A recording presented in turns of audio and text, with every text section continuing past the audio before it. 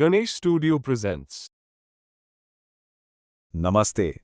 चलिए आज बात करते हैं एक कहानी की और उस कहानी में छुपे एक बहुत गहरे सबक की।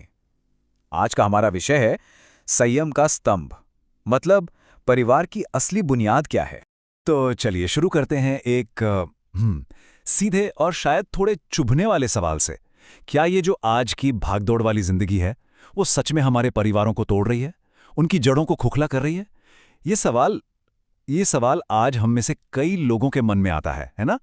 अब इस सवाल का जवाब शायद हमें एक कहानी में मिले, एक ऐसे घर की कहानी जिसका नाम था शांति निवास। नाम सुनने में कितना अच्छा लगता है, शांति निवास। पर आयरनी देखिए, इस घर के अंदर शांति का नामो निशान तक नहीं था। और सच कहूं तो ये सिर्फ इस एक घर की कहानी नहीं है, ये आज के दौर में ना जाने कितने ही घरों की असली हकीकत बन चुकी है। तो सवाल ये उठता है कि आखिर इस बेचैनी, इस अशांति की वजह क्या थी? चलिए कहानी के पहले हिस्से में इसी को समझने की कोशिश करते हैं। ये कहानी है एक ऐसे परिवार की जो मॉडर्न लाइफ के प्रेशर तले बस पिसता जा रहा था। तो इस परिवार में कौन कौन थे, मिलिए इनसे। सबसे पहले राजवीर, एक बैंक मैनेजर जिनकी पूरी जिंदगी बस टारगेट्स और शहर के ट्रैफिक जैम में ही फंसी हुई थी। फिर है उनकी पत्नी नीलम, जो घर, बच्ची और बड़ों की देखभाल में इतनी उलझ गईं कि खुद को ही भूल गईं। उनकी 5 साल की एक बेटी भी है, आर्या, जो घर के तनाव को बस चुपचाप देखती और महसूस करती थी। और आखिर में राजवीर के माता पिता दामोदर जी और सविता देवी, जो उस घर की वो चुपचाप खामोश नींव थे जिनकी कीमत शायद उस वक्त कोई नहीं समझ रहा। उनका हर दिन बस एक जैसा था, एक ही ढर्रे पर। राजवीर और नीलम दोनों शाम तक काम और घर की जिम्मेदारियों से इतने थक जाते थे, इतने निचुड़ जाते थे कि उनकी थकान पहले छोटी छोटी बातों पर नोकझोंक में बदलती, फिर वो बहस बन जाती और आखिर में घर में एक भारी बोझिल खामोशी छा जाती थी। घर का माहौल आप समझ सकते हैं, बहुत भारी हो गया था। और फिर जैसा कि अक्सर होता है, एक दिन सब्र का वो बांध टूट ही गया। ये जो बढ़ता हुआ टेंशन था वो एक ऐसे पॉइंट पर पहुंच गया जहां एक ऐसा फैसला लिया गया जिसने सब कुछ बदल दिया, एक दिल तोड़ने वाला फैसला। थकान, फ्रस्ट्रेशन, इन सब के बीच एक बहुत ही कमजोर पल में राजवीर के मुंह से वो शब्द निकल ही गए। उसने एक अल्टीमेटम दे दिया, एक ऐसी बात कह दी जिसने घर में अगर कोई उम्मीद बची भी थी तो उसे भी खत्म कर दिया। बस एक लाइन, और रिश्तों के बीच एक इतनी गहरी खाई बन गई जिसे भरना लगभग नामुमकिन था। अब बेटे और बहू के बीच की ये लड़ाई, ये बातें राजवीर के पिता दामोदर जी ने सुन लीं। उन्होंने अपने बेटे का दर्द, उसकी मजबूरी सब महसूस किया और बिना एक भी शिकायत किए उन्होंने एक बहुत बड़ा फैसला कर लिया। उन्होंने राजवीर से कहा, बेटा हम गांव चले जाएंगे ताकि उनके घर में, उनकी जिंदगी में फिर से शांति आ सके। ये एक पिता का बहुत बड़ा खामोश बलिदान था। तो क्या माता पिता चले गए तो शांति निवास में सच में शांति आ गई? क्या लगता है? चलिए अब देखते हैं कि उस घर का क्या हुआ जब उसकी नींव ही हिल चुकी थी। शुरू में तो हाँ, झगड़े बंद हो गए, पर उनकी जगह एक अजीब, चुभने वाली खामोशी ने ले ली।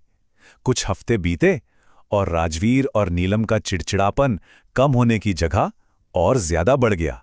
अब घर में कोई बड़ा नहीं था, कोई ऐसा नहीं था जो बीच बचाव करे, जो उनके गुस्से को शांत करे।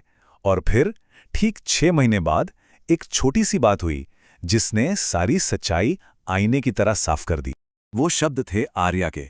स्कूल में किसी दूसरे बच्चे से लड़ाई हुई तो उसने सबके सामने चिल्लाकर कह दिया, मेरे माँ पापा भी रोज लड़ते हैं। सोचिए, जब ये बात राजवीर को पता चली होगी तो उस पर क्या बीती होगी। जैसे पैरों के नीचे से जमीन ही निकल गई। उसे एक झटके में एहसास हो गया कि जिस शांति के लिए उसने अपने माँ बाप को दूर भेज दिया, वो शांति तो घर में आई ही नहीं, बल्कि घर का जहर अब उसकी बेटी की मासूमियत को भी निगल रहा था। बस यही वो मोमेंट था, वो टर्निंग पॉइंट। राजवीर को अपनी गलती शीशे की तरह साफ साफ दिख गई। उसने किसी से कुछ नहीं कहा, बस गाड़ी की चाबी उठाई और सीधा गांव की तरफ निकल पड़ा। ये सिर्फ एक शहर से गांव का सफर नहीं था, ये उसके अंदर का सफर था, अपनी गलती सुधारने का, अपनी जड़ों की तरफ वापस लौटने का सफर। और यहां पर 2 दुनियाओं का फर्क बिल्कुल साफ था। एक तरफ शहर का वो बड़ा सा घर जहां सब कुछ था, सारी सुविधाएं थीं, लेकिन सुकून नहीं था, सिर्फ टेंशन थी, उथल पुथल थी। और दूसरी तरफ गांव का वो छोटा सा घर, जहां सादगी थी लेकिन एक गहरी शांति थी। जब राजवीर ने अपने पिता को खेत के पास शांत बैठे देखा, अपनी मां को तुलसी के आगे दिया जलाते देखा, तब उसे समझ आया, असली शांति चीजों में नहीं बल्कि रिश्तों की जड़ों में होती है।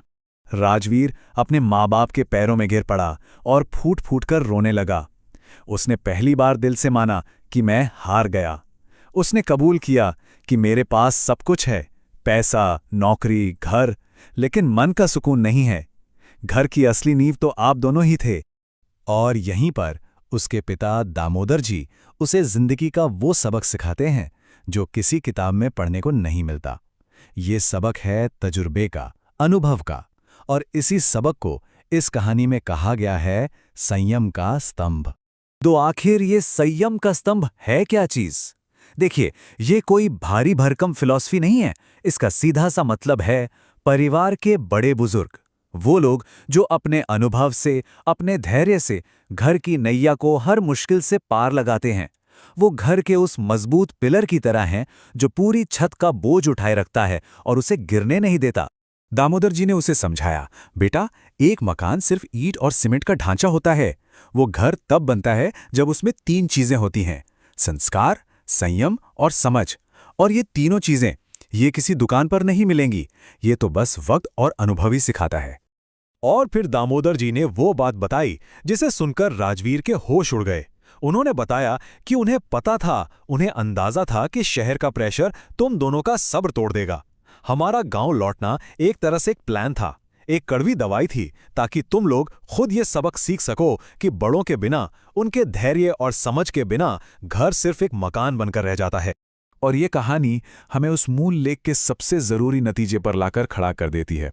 वो ये कि परिवार अक्सर वहीं टूटते हैं, वहीं बिखरते हैं, जहां या तो बड़ों का सम्मान नहीं होता या फिर वो साथ ही नहीं रहते। ये एक तरह की चेतावनी है कि जिंदगी में अनुभव और धैर्य का कोई शॉर्टकट नहीं होता।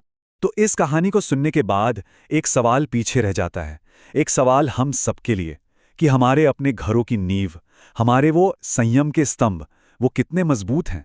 क्या हम उन्हें वो सम्मान, वो जगह दे रहे हैं जिसके वो असल में हकदार हैं? इस सवाल पर सोचना शायद आज के वक्त की सबसे बड़ी जरूरत है।